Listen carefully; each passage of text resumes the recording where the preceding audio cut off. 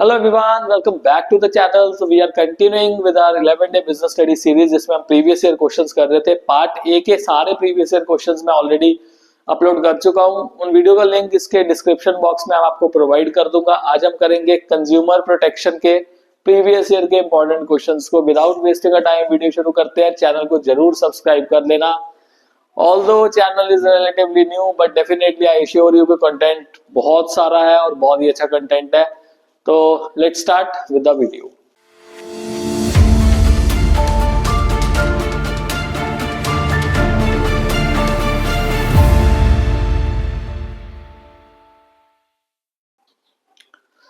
So our first question, read the following statements. So assertion and reason based question है. So सबसे पहले assertion देखते हैं. Many enlightened business firms have set up their own consumer services and grievances cell. Yeah, this is true.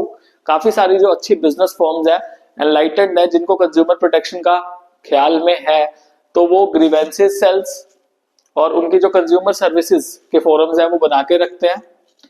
Reason देखते हैं. The consumer has a right to file a complaint and to be heard in case of dissatisfaction with a good or service. ये भी सही है. और right to heard is one of the consumer right, जो कि definitely जो assertion है उसको सपोर्ट कर रहा है. तो reason is the correct explanation of assertion. So हमारा आंसर इसका क्या बन जाएगा? Both assertion and reason are true and reason is the correct explanation of assertion. तो फर्स्ट ऑप्शन जो है हमारा करेक्ट है. अगला क्वेश्चन देखते हैं. Anuj, after a lot of research, paid SS developers an advance of 2 crore to build a lavish house for him. They promised to deliver the property within 18 months. At the end of 18 months, Anuj asked for delivery of the property many times, but the developer did not respond. Okay, पहले तो ये देख लो, ये जो 2 करोड़ है वो important है. Anuj realized that SS developer was not in a position to hand over the property to him. Anuj asked for a refund of money with interest. Okay, वो relief expect कर रहा है. Which SS developer refused? उसने refuse कर दिया. Anuj approached the consumer court with his complaint. Now which grievance redressal agency Anuj had approached? तो पहले तो देखो, आपको ये देखना पड़ेगा कि उसका कंप्लेंट कितने रुपए का है. तो उसका कंप्लेंट 2 करोड़ रुपए का है. जब कंप्लेंट का जो लेवल है वो 1 करोड़ से लेके 10 करोड़ तक का होता है, तब वो स्टेट कमीशन के पास जा सकता है. तो अनुज इस केस में स्टेट कमीशन के पास अप्रोच करेगा. इससे हमें ये आइडिया हो गया. Now state any 3 reliefs Anuj is likely to get if the consumer court is satisfied with the complaint. अगर कंज्यूमर कोर्ट सेटिस्फाइड है कंप्लेंट से, तो अनुज को कौन कौन से रिलीफ जो है मिल सकते हैं? पहला तो refund of the price paid, 2 crore रुपए जो उसने पे किया है उसका रिफंड मिलेगा.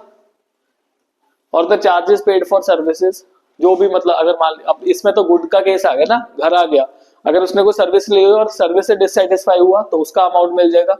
Now to pay a reasonable amount of compensation for any loss or injury suffered by consumer due to negligence of the opposite party. अब 18 महीने से 2 करोड़ रुपए, 2 करोड़ रुपए छोटी मोटी रकम तो है नहीं. 2 करोड़ रुपए दिया हुआ है, 18 महीने हो गए हैं, घर फिर भी नहीं मिला, तो दिमाग पे कुछ ना कुछ स्ट्रेस तो आएगा ही, प्रॉब्लम होगी, तो उसका भी कंपनसेशन देना. टू पे पुनिटिव डैमेजेस इन एप्रोप्रिएट सर्कमस्टेंसेस, जितना अमाउंट का डैमेज हुआ है उसके ऊपर का भी डैमेज देना. 18 महीने बहुत लंबा टाइम पीरियड हो गया इस केस में. उसने 18 महीने वेट किया और 18 महीने के बाद भी उसको कुछ नहीं मिला, तो 2-3 महीने तो और लगे होंगे पूरे प्रोसेस में. तो इतने टाइम में और जो एडिशनल जो भी डैमेजेस है वो पे करने. Not to discontinue the unfair and restrictive trade practice, not to repeat in the future. तो ये रिलीफ जरूर होना चाहिए कि ये जो कंपनी थी जिसने अनुज के साथ ऐसा किया वो और किसी कस्टमर के साथ ऐसा ना करे. तो ऐसी अनफेयर ट्रेड प्रैक्टिसेस को रोकना. ना कंपनसेट फॉर एनी लॉस और injury suffered by consumer under product liability action and withdraw hazardous product from being offered for sale etcetera. अब अनुज जो था बेचारा इतना स्ट्रेस में, 2 करोड़ रुपए का सवाल है और प्रोडक्ट लायबिलिटी के चक्कर में उसको कोई इंजरी होगी, ये लॉस हो गया, तो उसका भी कंपनसेशन देना. और अगर कोई हजार्डस प्रोडक्ट है जिससे सोसाइटी को नुकसान है उसका विड्रॉ करना. Now to pay any amount, ये ध्यान से देखना, to pay any amount not less than 5% of the value of defective goods और deficient services to be credited to consumer welfare और any other organisation person to be utilised in the prescribed manner. तो क्या होता है कि मान लो suppose कि किसी ना किसी तरीका का ना किसी कंज्यूमर के साथ फ्रॉड हो गया, तो जो अमाउंट है, जिस मतलब फ्रॉड वाली पार्टी ने जो अमाउंट है वो क्या करना है, 5% of the value of defective goods और डिफिशिएंट सर्विसेज वो किसको देना है, कंज्यूमर वेलफेयर फंड में देना है, ताकि आगे से ऐसे जो कंज्यूमर्स हैं इनके साथ फ्रॉड ना हो, उसके पर्पस के लिए यूटिलाइज किया जा सके। And then to pay adequate cost to the appropriate party, जितने भी कॉस्ट लगी है एप्रोप्रिएट पार्टी को, जो विक्टिम पार्टी है उसको पेमेंट करनी। Next question, Ashish wanted to purchase one LCD TV for his home. He decided to go to various stores selling electronics items to check the available varieties of different brands. Okay. One of his friends took him to a manufacturer selling LCD TV at almost half the price. The manufacturer described its various features and insisted that Ashish buys the LCD TV from him. Seeing the features, Ashish decided to buy the TV from him, even when the TV was not having any standardization mark on it. Okay. When Ashish asked for cash memo, the manufacturer discouraged him. तो ये भी point important है, saying that it will attract additional tax. मतलब जब आप bill लोगे तो bill pay तो टैक्स लग के ही आएगा. He further told Ashish not to worry and promised that if there would be any problem with the TV, he would replace it immediately. The TV started malfunctioning within a month and Ashish asked for its replacement. The manufacturer refused to replace the LCD TV, telling him that the problem is due to mishandling of TV. Ashish decided to file a complaint in the consumer court against the manufacturer. Now, identify and explain two consumer rights discussed in the above case. तो एक तो right to safety है, because देखो कोई standardization mark तो लगा नहीं हुआ उस पे. अब अगर स्टैंडर्डाइजेशन मार्क नहीं है, दैट मींस जो प्रोडक्ट है वो रिस्की हो सकता है. अगला भी क्वेश्चन क्या है, state to consumer responsibility that Ashish did not fulfil. इसको भी देखते हैं. तो पहले राइट टू सेफ्टी के बारे में हम डिस्कस करें. तो राइट टू सेफ्टी बेसिकली क्या हो गया कि जो कंज्यूमर है उसके पास राइट है कि वो ऐसा प्रोडक्ट चूज करे कि जिससे उसकी लाइफ जो है वो रिस्क पे ना जाए, कोई हाजार्डस प्रोडक्ट ना हो.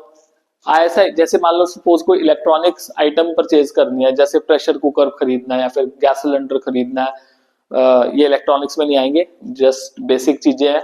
तो उसमें ISI मार्क जो है वो लगाना चाहिए ताकि वो सेफ्टी स्टैंडर्ड है वो प्रोवाइड किया जाए एंड उसकी लाइफ को कोई भी नुकसान ना हो. और मान लो सपोज गर्ल्स के केस में, गर्ल्स ने मान लो कॉस्मेटिक्स खरीदना है, तो कॉस्मेटिक्स ऐसा ना हो कि केमिकल बेस्ड कॉस्मेटिक्स हो. कई शॉपकीपर्स ऐसा काम करते हैं कि जो नकली सामान है वो बेचते हैं, तो उससे अल्टीमेटली हेल्थ को क्या होता है, स्किन को क्या होता है, इम्पैक्ट होता है. और साथ ही साथ ऐसी कोई इलेक्ट्रॉनिक्स आइटम नहीं बेचनी जो कि खराब करे. देन राइट टू हर्ड, अगर मान लो सपोज उस बंदे ने टीवी खरीदा है तो उसका जो प्रॉब्लम है वो सुनना भी चाहिए. तो the consumer has a right to file a complaint and to be heard अगर उसको डिससेटिस्फेक्शन है. And right to choose, right to choose इसमें क्यों, बिकॉज उसके पास ऑप्शन है, वो किसी से भी सामान खरीद सकता है. बट इस केस में उसने क्या किया, पहले वो क्या कर रहा था, आशीष परचेज करता था LCD टीवी अपने घर के लिए, अच्छा परचेज कर सकता था, बट फ्रेंड के सजेशन में आके उसने किससे परचेज कर दिया, लोकल मार्केट से खरीद लिया जिसमें कोई भी स्टैंडर्डाइजेशन मार्क नहीं था. तो राइट टू चॉइस तो उसी के पास था ना. तो ये हमारे पास है पॉइंट्स. उसके बाद देखें कंज्यूमर रिस्पॉन्सिबिलिटी क्या उसने फुलफिल नहीं की. देखो कंज्यूमर की पहली रिस्पॉन्सिबिलिटी क्या है, जब भी कोई सामान खरीदे तो वो स्टैंडर्डाइज गुड खरीदे. स्टैंडर्डाइज गुड खरीदना, उसने ISI मार्क वाला गुड नहीं खरीदा. पहली बात तो ये सबसे बड़ी उसकी गलती है. उसके बाद कैश मेमो नहीं लिया.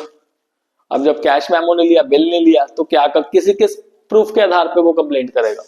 And then be honest in your dealings. Cash memo लेने से टैक्स पे करना पड़ता था, तो उसमें ऑनेस्टी नहीं दिखाई.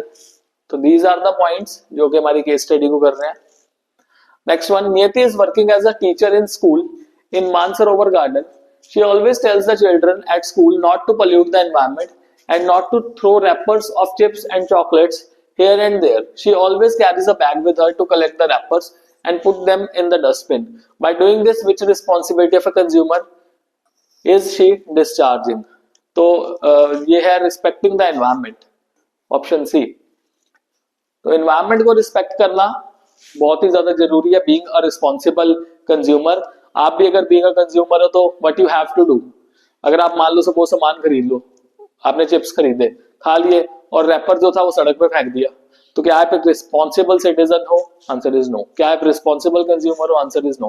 पब्लिक ट्रांसपोर्ट पे ट्रेवल कर रहे हो, बस में ट्रेवल कर रहे हो और साथ में आप मूंगफलियां खा रहे हो, क्या होगा? गंदगी करोगे क्रिएट, रैपर्स फेंक रहे हो, पानी की बॉटल्स ऐसे फेंक रहे हो, तो आप एनवायरमेंट को रिस्पेक्ट नहीं कर रहे। इस केस में उसने यही शो किया that we have to respect our environment. State any four functions performed by consumer organizations and non-governmental organizations for protecting and promoting interest of consumers। तो कई बार क्या होता है कि जो नॉन गवर्नमेंटल ऑर्गेनाइजेशंस बनी होती है और कंज्यूमर्स की अलग अलग ऑर्गेनाइजेशन बनी होती है, वो क्या करती है? तो एक तो ये पहली बात तो ये कंज्यूमर के इंटरेस्ट को प्रोटेक्ट करने के लिए बनी होती है। जब कई बारी कंज्यूमर्स को नहीं पता होता, they were not aware of the things, तो ये नॉन गवर्नमेंटल ऑर्गेनाइजेशंस ही जो होती हैं वो हेल्प करती हैं।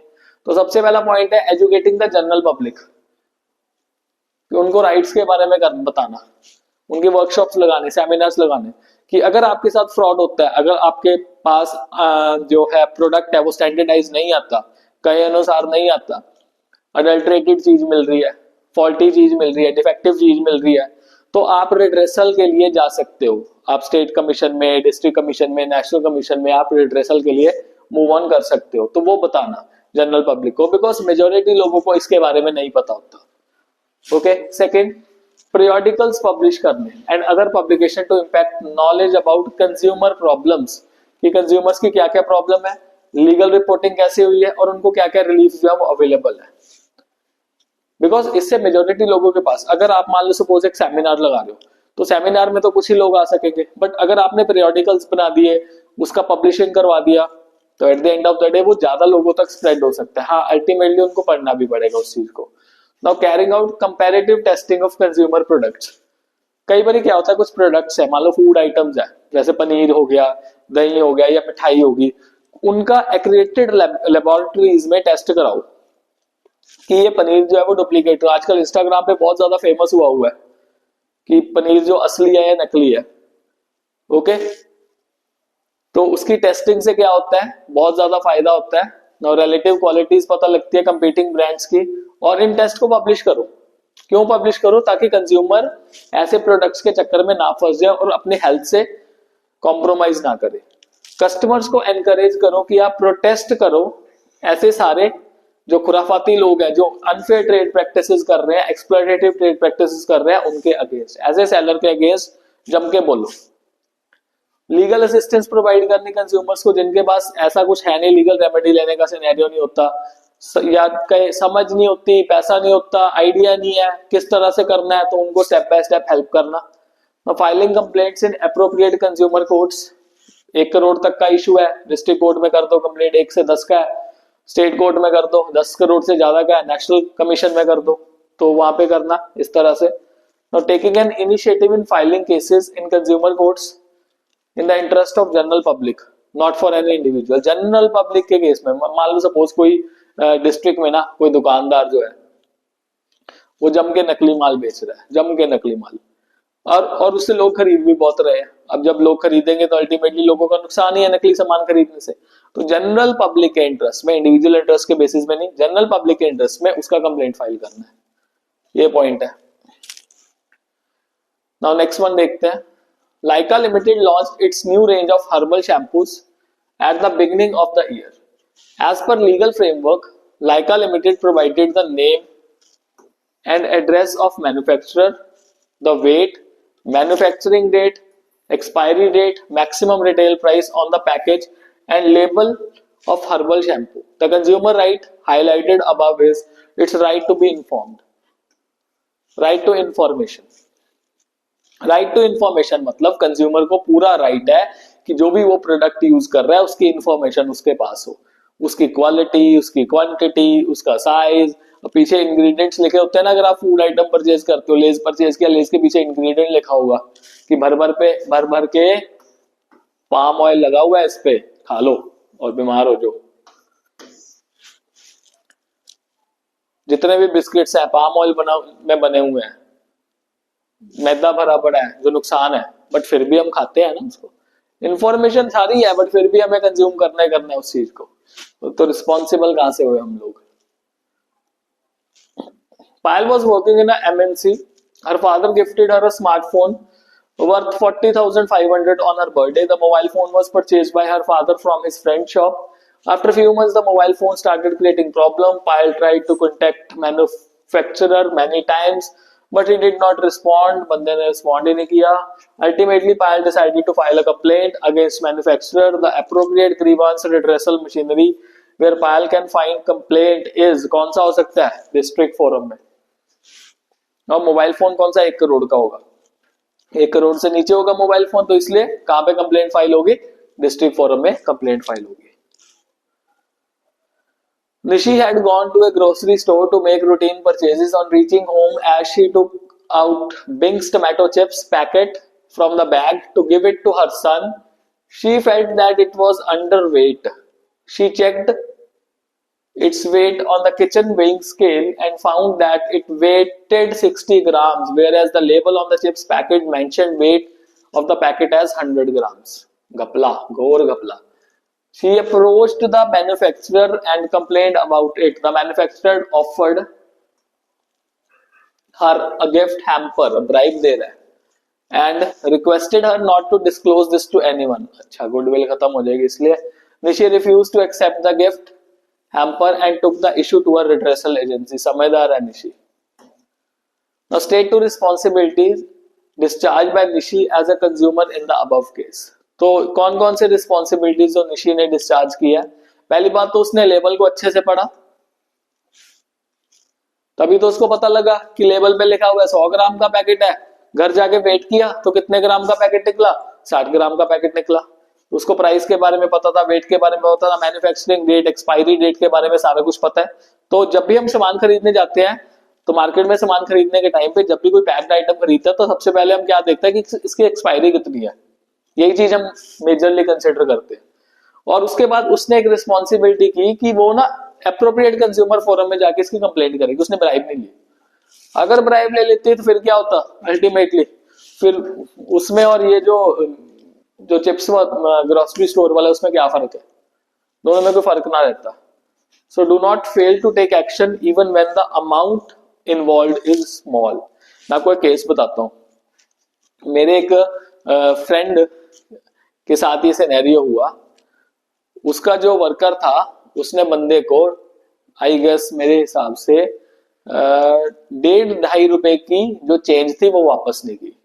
1.5 रुपए की, as far as the information जो कि मेरे फ्रेंड ने मेरे को बताया कि 2.5 रुपए की जो चेंज नहीं दी, तब भी उसने किसको कंप्लेंट कर दी? डिस्ट्रिक्ट फोरम में कंप्लेंट कर दी कि 2.5 रुपए की चेंज नहीं मिली. यस, आप कंप्लेंट कर सकते हो जितना मर्जी छोटा अमाउंट इन्वॉल्व क्यों ना हो. Next one, Navya went to a supermarket for grocery shopping. She bought 1 kg of bajra flour from the supermarket. On reaching home, when she opened the packet, she found worms inside it. She was disappointed and told her son about the same. Her son asked her to check the label.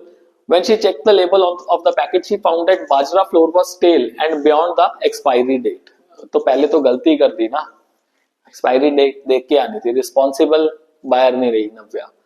Now she approached the salesperson at the supermarket who replaced the bajra flour immediately. ये बंदा समझदार है. When she thanked the salesperson, she was told that it was policy of the supermarket to satisfy the consumers, जो कि अच्छी बात है consumers के लिए. और even for the goodwill of the supermarket, he further told that satisfied consumers not only lead to repeated sales but they also provide good feedback to prospective customer. Obviously बात है ना, नव्या अपने फ्रेंड सर्कल में क्या गए कि यार ये अच्छा सुपरमार्केट है, मेरा सामान सही नहीं निकला, अच्छा नहीं था, इन्होंने वापस कर लिया. तो डेफिनेटली कंज्यूमर बेस उनका क्या होगा? इंक्रीज होगा. Identify the point of importance of consumer protection from the view point of supermarket. मतलब बिजनेस के पर्सपेक्टिव से हमने बताना है, which is helping them to increase customer base. So this is long term interest of the business. और long term में देखा जाए तो लॉन्ग टर्म में जो बिजनेस है वो उनका फ्लरिश करेगा, ज्यादा बेनिफिशियल होगा. This is the answer. Next one देखते हैं. केवल started a sweet shop, Karamati Sweets, in 1950. The sweets were famous all over India for their good quality and people would come from far and wide to purchase sweets from him. As he grew old, he could not longer run the shop. He sold the shop to one of his neighbors, Bhola Ram. After a few months, to further increase the revenue, Bhola Ram started engaging in unfair trade practices like using adulterated khoya and paneer. He thought that no one would know about it as Karamati sweets had a good image in the eyes of people. Slowly, people started falling sick after consuming sweets purchased from Karamati Sweets, but they did not know where to go and whom to complain. Raghav, a resident of village, had recently completed his study. He was also a member of non-governmental organization. तो NGO का member था. इसके points आपको बताए थे मैंने. मेरी voice. He felt that the villagers should be made aware about the rights and reliefs available to them. He started creating awareness about the consumer rights among the villagers to protect their interests through series of talks and presentations in the village. Identify and explain the consumer right discussed in the above para. तो consumer right जो discuss हुआ was right to safety. खराब सामान खाएंगे तो बीमारी पड़ेंगे वो. पहला तो ये हो गया. और एक and also identify explain the consumer right violated by Bhola Ram in the above case. So right to safety, consumer has right to be protected against goods and services and right to consumer education. इसमें जो अब लड़का आया village में पढ़ लिख के जिसका नाम है राघव, तो राघव क्या कर रहा है, अपने जो विलेजर्स हैं उनको क्या करता है, एजुकेट करता है. वो कहता है कि अगर आपको कोई भी प्रोडक्ट अच्छा नहीं मिलता है, अगर आपको मान लो सपोज कोई भी चीज क्वालिटी वाइज अच्छी नहीं मिल रही, जो आपकी सेफ्टी के लिए अच्छी नहीं है, तो आप रिड्रेसल कर सकते हो, उसके अगेंस्ट कंप्लेंट फाइल कर सकते हो. तो ये एजुकेटिंग जो है बहुत ज्यादा इंपॉर्टेंट बन जाती है. So many consumer organisation businesses are educating consumers in this respect. अब सिर्फ और सिर्फ कंज्यूमर ऑर्गेनाइजेशन ही नहीं कर रही, काफी सारे बिजनेसेस भी जो है लोगों को समझा रहे हैं, सिखा रहे हैं. और राइट टू सेफ्टी आपको बता दिया मैंने कि ऐसे प्रोडक्ट्स चूज करें, स्टैंडर्डाइज प्रोडक्ट चूज करें जो आपकी सेफ्टी के साथ खिलवाड़ ना करें. बाजार जाते टाइम जब भी अगर खाना खाना है तो खाना खाने के टाइम पे वो सामान लो जो आपके लिए सेफ है. फालतू का सामान नहीं खाना. जैसे आजकल बहुत आदत है लोगों को मोमोज खाने की. मोमोज क्या बहुत अच्छे हैं? No, that's not at all good. The state any four reliefs available to the consumers if consumer court is satisfied about the genuineness of the complaint. Okay, तो क्या क्या रिलीफ जो है कंज्यूमर को मिल सकते हैं? 4 है, बट हमने सारे के सारे कवर कर लिए इसमें. सारे के सारे देख लेते हैं. पहला तो है गुड्स में से डिफेक्ट हटाओ. मान लो डिफेक्टिव चीज मिल गई, या तो डिफेक्ट हटा दो या कंप्लीटली रिप्लेस कर दो उस डिफेक्टिव प्रोडक्ट को with a new one free from any defect. अगर मान लो डिफेक्टिव चीज आ गई, ये मेरे साथ एक केस हुआ था. हमने अभी रिसेंटली एक रेफ्रिजरेटर परचेज किया था और उसमें क्या हुआ, डिफेक्ट था, एक छोटा सा डिफेक्ट था. So what we did, we generally called the shopkeeper. उसको बोला कि भाई ये चीज है. वो कहता फोटो भेज दो. फोटो भेजी, तो फोटो भेजने के साथ ही उसने कहा कोई बात नहीं, आप इसको ऐसे रख दो, पर्सन आ रहा है वो चेंज करके ले जाएगा. तो दैट मीन्स उनसे डिफेक्टिव चीज साथ के साथ ही चेंज कर ली, जिससे हमारा टाइम भी बचा, एफर्ट भी बचा. एंड देन ऑब्वियसली बात है हमारे दिमाग में उसका गुडविल जो इंक्रीज हो गया कि यार हमारी चीज ठीक नहीं निकली थी, पैसा पे किया हुआ था, तो उसने साथ के साथ ही क्या कर दी, चेंज कर दी. Now to refund the price paid for the product और charges paid for the services. अगर मान लो सपोज आपने कोई पैसा पे कर दिया और वो चीज जो है वो सही नहीं निकली, तो रिफंड कर दो प्राइसेस का. कोई सर्विस दे दी, सर्विस का बेनिफिट नहीं मिला, तो at the end of the day what we have to do, we have to compensate. Then to pay a reasonable amount of compensation for any loss और injury suffered by consumer due to negligence of the opposite party. Opposite party की negligence की वजह से उस बंदे को जिसको harm हुआ है, मान लो मिठाई खाई किसी ने और मिठाई खराब थी, मिठाई खाने से बंदे का पेट खराब हो गया, फूड पॉइजनिंग होगी बंदे को, उसने कंप्लेंट कर दी कि ये चीज थी, टेस्ट करवा के, तो जो वो दुकानदार होगा उसको कंपनसेशन पे करना पड़ेगा. नाउ टू पे पुनिटिव डैमेजेस, पुनिटिव मतलब एक्स्ट्रा अगर डैमेज कोई हुआ होता है तो वो भी पैसा पे करना. अनफेयर जो भी ट्रेड प्रैक्टिसेस चल रही हैं उसको रिपीट ना किया जाए, ऐसी चीजों को डिसकंटिन्यू कर देना. हजार्डस गुड्स निकालो सेल से. सेफ गुड्स जो है जिन पे मार्क्स लगे हो वो रखने हैं. then to cease manufacturing of hazardous goods and to desist from offering hazardous services. ऐसे गुड्स जो डेफिनेटली हमारी सेहत के लिए अच्छे नहीं है उनको क्या कर दो, खत्म कर दो, जैसे नकली पनीर हो गया, नकली खोया हो गया, ये सारी चीजें ना बेचो, ज्यादा बेटर है। तो दिवाली के टाइम पे बहुत सारी ये चीजें बिकती हैं। तो कंपनसेट फॉर एनी लॉस और injury suffered by consumer under product liability action and withdraw hazardous product from being offered for sale etcetera. तो वही रिपीटेड पॉइंट्स जो इसमें आगे, हम इसमें से कोई भी 4 पॉइंट्स, अगर 4 कहे तो आप सिंपल सी बात है क्या क्या याद रखो, या तो जो डिफेक्टिव गुड है उसको एक्सचेंज करो, या कंप्लीटली उसको क्या कर दो, रिप्लेस कर दो, या उसमें डिफेक्ट जो है वो खत्म कर दो, रिफंड कर दो, कंपनसेशन पे करो। ओके, उसके बाद हाजार्डस गुड्स जो है वो निकाल दो। तो इन पॉइंट्स को आप लिख के अपने आंसर्स जो है बना सकते हो इजीली। अगर 4 पॉइंट पूछे हैं तो 4 पॉइंट लिखने के आपको पूरे नंबर जो है सीबीएसई दे देगा। अगला question, Rajneesh purchased a 500 ml bottle of fruit juice of 60 in Ahmedabad from a local store. While consuming it, he found an insect floating in it. He sent a legal notice to the company immediately and decided to approach a consumer dispute redressal agency for relief of ₹2 lakh.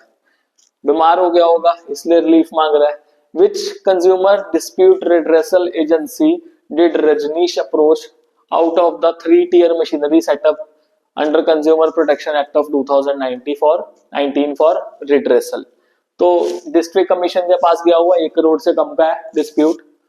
If Rajneesh is not satisfied by the order of the above agency, where he can appeal against such order and within how many days? तो अगर मान लो suppose district court का decision आ जाता है, जो district commission है redressal agency का decision आ जाता है, और अगर रजनीश सेटिस्फाइड नहीं है उनके, तो वो क्या कर सकता है, वो स्टेट कमीशन में अपील कर सकता है विद इन 45 डेज। तो अगर वो सेटिस्फाइड नहीं है तो वो state consumer dispute redressal agency के पास जा सकता है state commission with in 45 days from such order. जब ऑर्डर आया और सेटिस्फाई नहीं है, विद इन 45 डेज वो कंप्लेंट अपनी स्टेट कमीशन में फाइल कर सकता है। और अगर मान लो सपोज उसको स्टेट कमीशन का भी डिसीजन नहीं आया तो वो आगे भी फर्दर अपील कर सकता है, बट 50% उसको फीस रखनी पड़ेगी। नेशनल कमीशन में भी कंप्लेंट कर सकता है। अगर नेशनल कमीशन से भी निराश आया तो भाई वहां से भी 30 दिन के अंदर अंदर सुप्रीम कोर्ट भी जा सकता है। तो बहुत सारा स्टेप्स जो है हमारे पास अवेलेबल है। Next one, Sarita bought a flat from Sugan developers for 5 crore and was shocked to discover that the quality of construction was bad. Roof leaked during the rainy season and plaster was coming off at various places. Which consumer forum should she approach for redressal for her of her grievance? तो answer है state commission. 5 crore तक की कहानी है तो वो state commission के पास तक जा सकती है। डिस्ट्रिक्ट में 1 करोड़ से कम, स्टेट में 1 करोड़ से लेके 10 करोड़ तक का, और नेशनल में 10 करोड़ से ऊपर वाले।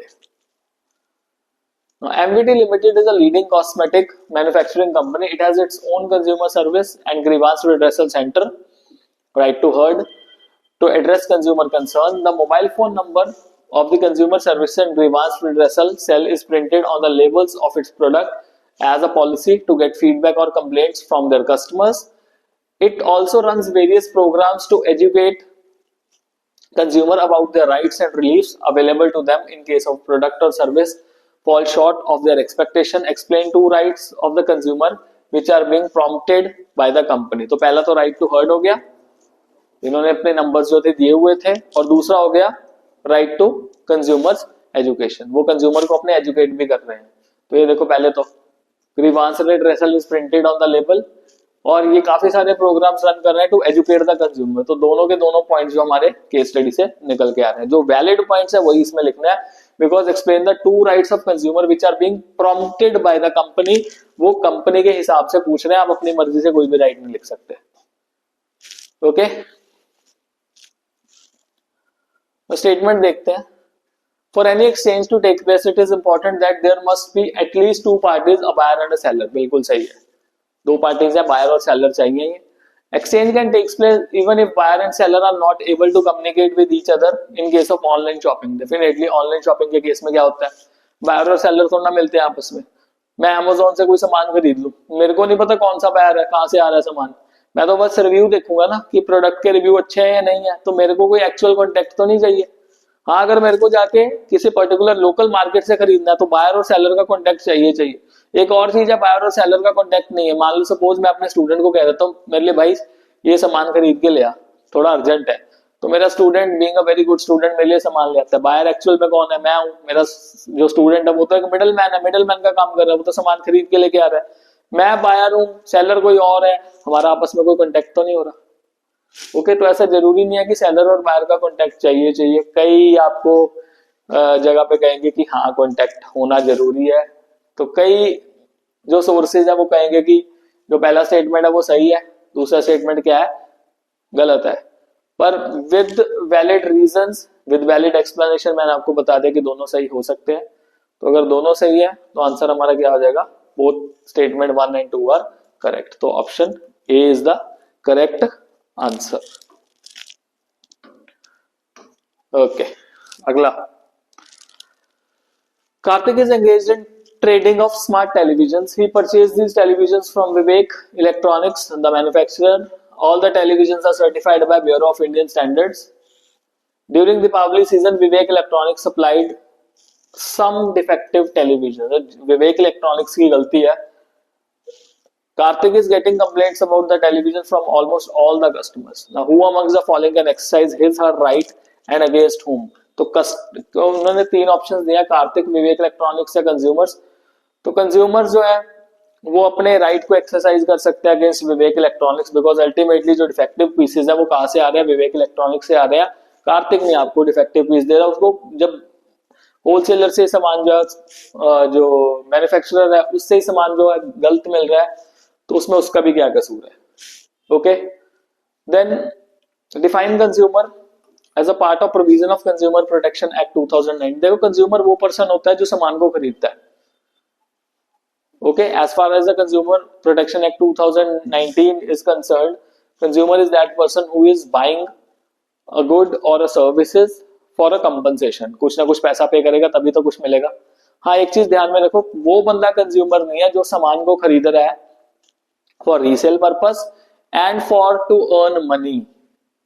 अगर वो रीसेल, जैसे आपके इस केस में कार्तिक क्या है? कार्तिक कंज्यूमर नहीं है, कार्तिक उस टीवी को रीसेल पर्पस के लिए बेच रहा है, कार्तिक अपने पर्पस के लिए नहीं यूज कर रहा, तो एंड कंज्यूमर तो हुआ ही नहीं कार्तिक। कार्तिक ने क्या करना है? जो विवेक इलेक्ट्रॉनिक्स है, विवेक इलेक्ट्रॉनिक्स या विवेक इलेक्ट्रॉनिक्स से सामान खरीदा और बाद में बेच दिया कस्टमर्स को, तो वो इस केस में कस्टमर नहीं हुआ। और ना ही मान लो सपोज अगर टीवी से कुछ पैसा कमाया जा रहा है, कुछ कैपिटल इन्वेस्टमेंट के लिए यूज किया जा रहा है, तब भी वो टीवी जो है वो पर्सन जो होगा वो कंज्यूमर नहीं कंसिडर होगा। The state right which can be exercised to get relief is right to seek redressal. redressal मतलब क्या है? कि किसी भी पर्सन को रिलीफ मिल सकता है किसी भी तरह के प्रोडक्ट और किसी भी तरह के सर्विसेज, अगर मान लो उसकी एक्सपेक्टेशन के अकॉर्डिंगली नहीं है। तो वो जो टीवी थे वो डिफेक्टिव थे, अब राइट टू हियरिंग का तो काम ही खत्म हो गया, रिड्रेसल ही लेना है। रिड्रेसल में क्या आएगा? या तो पूरा का पूरा पैसा वापस करो टीवी का, या फिर जो डिफेक्टिव टीवी है जो सही नहीं भेजे है उसको क्या करो? सही करके भेजो, या डिफेक्ट सही कर दो, या रिप्लेस कर दो, या पैसा ही पूरा का पूरा वापस कर दो। State any 5 responsibilities that should be kept in mind by a consumer while purchasing and consuming goods and services। तो आपकी क्या रिस्पॉन्सिबिलिटी जब आप गुड्स या सर्विसेज लेते हो? What are your responsibility? पहली बात तो काफी सारे गुड्स एंड सर्विसेज अवेलेबल है, आपको खुद का ही रैशनैलिटी यूज करके इंटेलिजेंस चॉइस करनी है, वाइज चॉइस करनी है कि कौन सा सामान मेरे लिए सही है, कौन सा सामान मेरे लिए क्या है, गलत है। पहली बात तो ये है। उसके बाद हमेशा स्टैंडर्ड गुड्स परचेज करो ताकि वो आपको क्वालिटी एश्योरेंस प्रोवाइड करे। ओके, स्टैंडर्ड गुड्स खरीदोगे तो डेफिनेटली क्वालिटी होगी, स्टैंडर्ड गुड्स नहीं खरीदोगे तो क्वालिटी क्या होगी? पुअर होगी। Now learn about risk associated with products and services. आपको आपके प्रोडक्ट के रिस्क एसोसिएशन का पता होना चाहिए। Follow manufacturers instruction and use product safely. अगर मान लो सपोज आपको भी सामान मिला, प्रोडक्ट मिला, तो प्रोडक्ट में कुछ बुकलेट दिया होता है, उस बुकलेट में दिया होता है how to use the product. तो अपनी समझदारी यूज करने से पहले बुकलेट पढ़ लो, क्योंकि कई बार हमें नहीं पता होता प्रोडक्ट कैसा है, तो हमें क्या करना है? वो बुकलेट पढ़नी है, बुकलेट में जो जो इंस्ट्रक्शंस है वो देखनी है, वो देखने के बाद आपने असेंबलिंग करनी है, then you can use the product तो ये आपकी रिस्पॉन्सिबिलिटी है खुद ही। दुकानदार आपको बता देगा इसमें बुकलेट पड़ी हुई है, आप देख लो उसको बुकलेट को, वो दुकानदार एक बार ये सैंपल करके बात अल्टीमेटली एंड में तो आपने यूज करना है। ओके, अगर इंफॉर्मेशन पढ़ोगे तभी फायदा होगा। Then read labels carefully to have information about prices, net weight, manufacturing and expiry dates. जैसे कि वो चिप्स वाले केस में पढ़ा था, लेबल्स ध्यान से पढ़ो, आपको पता होना चाहिए आप अपने प्रोडक्ट में क्या यूज कर रहे हो। अपने हिसाब से सोचो क्या ये फेयर डील है या नहीं है, क्या आपको लगता है कि इससे फायदा होगा, मेरे को इतना पैसा खर्च करने से फायदा मिलेगा, तो फेयर डील होनी चाहिए नहीं होनी चाहिए ये ध्यान में रखना है।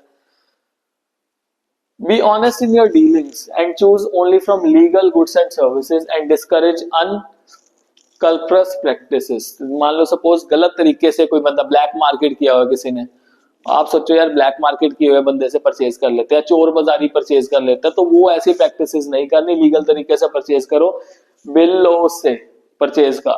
ऑल्दो आपको बिल के ऊपर थोड़ा सा पैसा एक्स्ट्रा देना पड़ेगा, उसको भी देना पड़ेगा, उसको टैक्स पे करना पड़ेगा, सेल पे दिखाना पड़ेगा, टैक्स पे करना है उसको, जीएसटी उसको पे करना पड़ेगा। वो पैसा टैक्स बचाने के चक्कर में क्या करता है, मान लो सपोज आप एक चीज देखो, कितनी सियानता कई बार यूज होती है।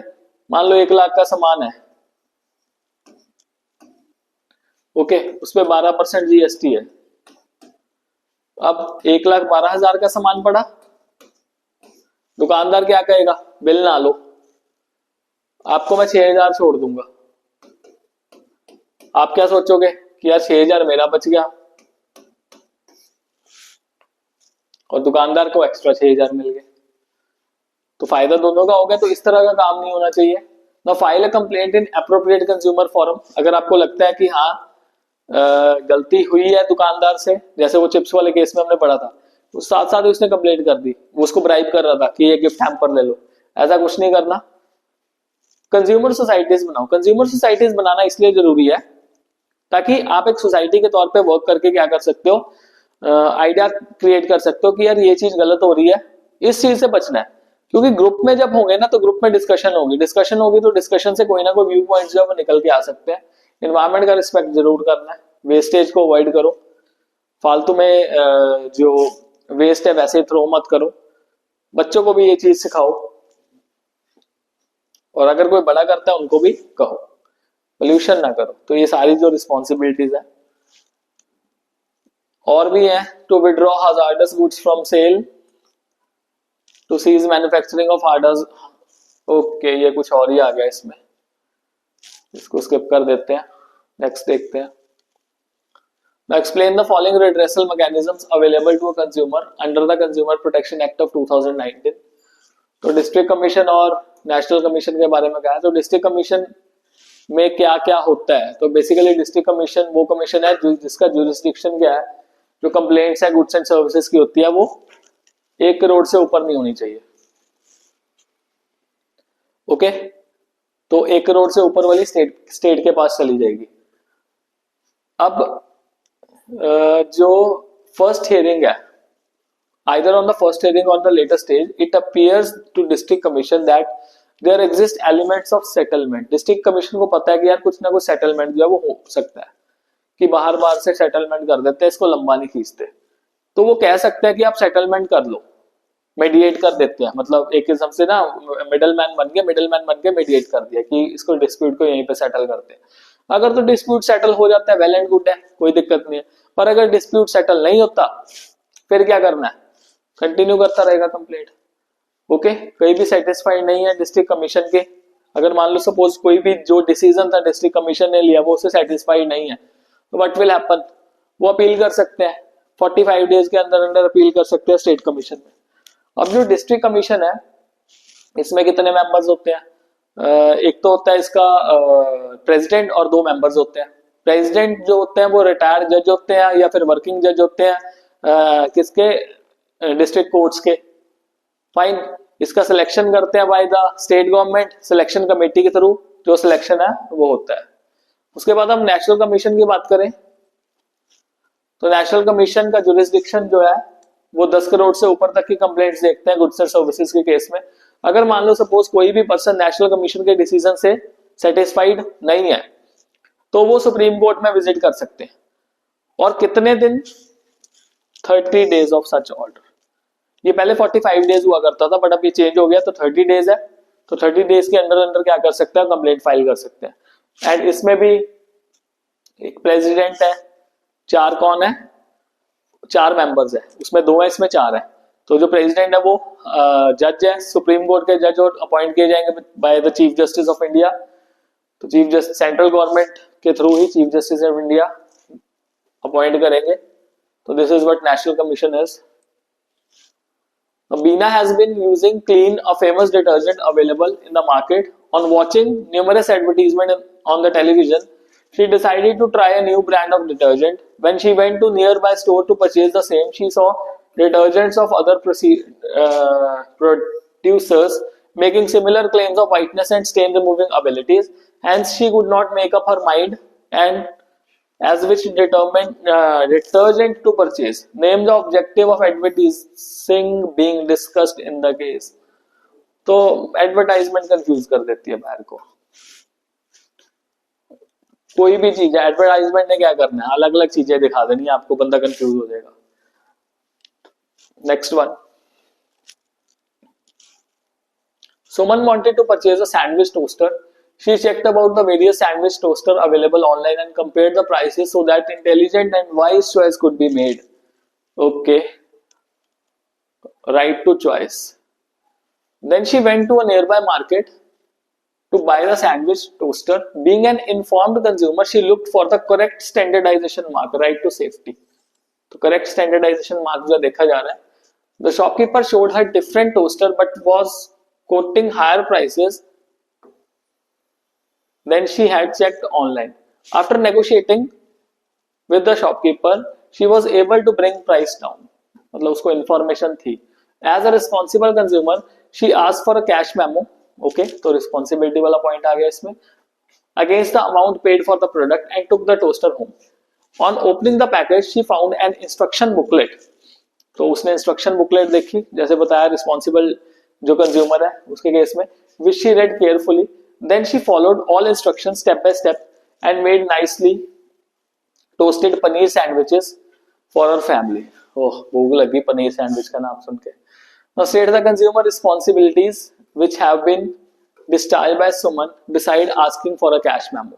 Cash memo के अलावा कौन कौन सी रिस्पॉन्सिबिलिटी जो थी वो सुमन ने फुलफिल की. She was aware about various goods and services available, but उसने कौन सा चूज किया, स्टैंडर्डाइज गुड्स जो थे वो चूज किए. ओके, मतलब उसने देखा कि जो मार्किंग वाला गुड है, जो ISI मार्क वाला कुछ कोई भी स्टैंडर्डाइजेशन मार्क जो है वो लगा होगा, वही गुड उसने क्या किया, चूज किया. प्लस क्वालिटी एश्योरेंस उसको मिल गया. Now she also learn a lot about risk associated with products and followed manufacturer instructions. तो उसने रिस्क वगैरह जो थे वो फॉलो किए, जो भी रिस्क एसोसिएटेड थे. उसने जो बुकलेट थी ढंग से पढ़ी, और जब बुकलेट ढंग से पढ़ी तो उसने जो भी काम था वो कंप्लीटली किया अपना. And then she asserted herself to get a fair deal. जो प्राइस बता रहे थे ऑनलाइन प्राइस से ज्यादा, उस प्राइस को कम करवाया. और राइट कौन से, right to choose, right to be informed, right to safety, तीनों राइट्स जो थे हमने केस स्टडी में ऑलरेडी डिस्कस कर लिए. Now explain any 4 points of importance of consumer protection from the business point of view. तो business point of view के basis पे consumer protection देखना है. तो पहले long term interest of business. तो business देखो, consumer is kingpin. कंज्यूमर को पता है कि जो बिजनेस को पता है कि मेरे को कंज्यूमर को हमेशा क्या करना है, रिटेन करके रखना है. Isn't it? अगर मान लो कंज्यूमर रिटेन नहीं रहेगा तो लॉन्ग टर्म के लिए, अगर कंज्यूमर मान लो सपोज लेट्स से किसी दुकानदार ने ना किसी कंज्यूमर के साथ घपला कर लिया, घपला इन द सेंस धोखा कर लिया, माल प्रैक्टिस कर ली. ओके, तो उससे क्या होगा, कंज्यूमर एक बार ठगा जाएगा, 2 बार चलो ठगा जाएगा, तीसरी बार कंज्यूमर समझेगा ना कि यार ये गलत कर रहा है. एक समझेगा, वो कई जनों को जाके बताएगा कि भाई ये बंदा सही नहीं है, इसके पास सामान मत लेना, और उससे उस बिजनेस की रेपुटेशन क्या होगी, खत्म होगी. और बिजनेस की रेपुटेशन खत्म तो आप समझ सकते हो बिजनेस खत्म. Now business uses societies resources. Business जो है वो सोसाइटी के रिसोर्सेज यूज करते हैं. बिजनेस के ही सारे रिसोर्सेज नहीं है, they are just the trustee of the resources. वो सिर्फ देखरेख करते हैं, और अगर वो ट्रस्टी हैं रिसोर्सेज की देखरेख करते हैं तो उनको eight the end of the day society को रिटर्न में भी देना पड़ेगा कुछ. अब रिटर्न में क्या देना, उनकी सोशल रिस्पॉन्सिबिलिटी बनती है, उनको क्वालिटी गुड्स देने हैं, और क्वालिटी गुड्स कैसे देने हैं, सस्ते रेट पे। They need to get quality goods but at a cheaper prices. तो ये एक सोशल रिस्पॉन्सिबिलिटी होगी। मॉरल जस्टिफिकेशन, तो जो बिजनेस है वो मॉरली जस्टिफाइड होंगे, जो क्वालिटी ऑफ गुड्स है अच्छे प्रोवाइड करेंगे, मतलब मॉरल वैल्यू, एथिकल होंगे। In simple words they will be ethical. आज के टाइम पे जो बिजनेस एथिकल नहीं है वो बिजनेस क्या है, एक किस्म से क्राइम कर रहा है। ओके अभी तक जो एथिकल थे, एथिक्स थे, वो सिर्फ प्रोफेशन में होते थे, बट आज के टाइम पे एथिकल बिजनेस जो है बहुत ज्यादा जरूरी हो गया। एथिकल में आ गया क्वालिटी सामान प्रोवाइड करना, सही रेट लगाना, अच्छी चीज प्रोवाइड करना, ये सारी चीजें। And then government intervention, it is better कि गवर्नमेंट की इंटरवेंशन करने से पहले ही आप सारी चीजें जो वो अच्छी करो अपने। बिकॉज जिस दिन गवर्नमेंट ने इंटरवेंशन कर दिया, गवर्नमेंट ने रेट डाल दिया, तो at the end of the day आपके काम में क्या होगा, ये लगेगा कि यार बंदा ये ना थोड़ा सा गलत काम कर रहा था, माल प्रैक्टिसेस में था, इसलिए गवर्नमेंट ने इस पर क्या किया है, इंटरवेंशन किया। सो ये इंपॉर्टेंस है। और this is our last question, let's see. Vivek purchase the bike from Sarnath automobiles with a written guarantee to repair and replace if necessary within 6 months or 5000 kilometer of distance travel whichever is earlier। जो भी पहले हो गया, definitely 6 महीने हो जाएगा, और अगर विवेक को ज्यादा घूमने फिरने का शौक है तो 5000 किलोमीटर भी हो जाएंगे। After covering the distance of 400 kilometre in 2 months the gears of the bike started giving problems। Vivek took the bike to the dealer who refused to listen to his complaint। He was confused about what he should do। Suggest the right that Vivek may exercise in the above case। तो पहली बात तो right to safety. अब gear अड़ रहे हैं, bike चला रहा है, रोड पे जा रहा है, कई बारी रोड पे ट्रैफिक है, ट्रैफिक के टाइम पे गियर अड़ गया, विवेक का तो काम हो गया, विवेक ने तो अपना प्रोटेक्शन देखना है। तो पहले तो right to safety and then right to seek redressal. क्यों रिड्रेसल? बिकॉज देखो उसने क्या कहा था, ये कंडीशन दी थी ये वाले 6 months और 5000 किलोमीटर वाले। तो वो कहेगा ना कोर्ट में जाके, रिड्रेसल एजेंसी में जाके, कि भाई ये चीजें मेरे को इसने कही थी, ये चीजें मेरे को नहीं प्रोवाइड कर रहा, तो करनी पड़ेंगी प्रोवाइड या नहीं करनी पड़ेंगी। Okay so with this chapter is over. Almost हर चीज चैप्टर के कवर कर चुके हैं। तो कुछ एक इंपॉर्टेंट टॉपिक्स थे, जैसे इसमें रिड्रेसल एजेंसीज थी, इसमें rights and responsibilities of consumer थे, और एनजीओस के क्या थे, और इंपॉर्टेंस ऑफ बिजनेस जो था, बिजनेस के व्यू पॉइंट से कंज्यूमर प्रोटेक्शन कितना ज्यादा जरूरी है। These are the few points जो कि हमने सारे के सारे ओवरऑल क्वेश्चंस में कंप्लीट कर लिया है। With this chapter is over. जल्दी वीडियो अपलोड हो जाएगा इसका, तो स्टे ट्यून्ड, अगला वीडियो जल्दी ही अपलोड करूंगा। Stay blessed all.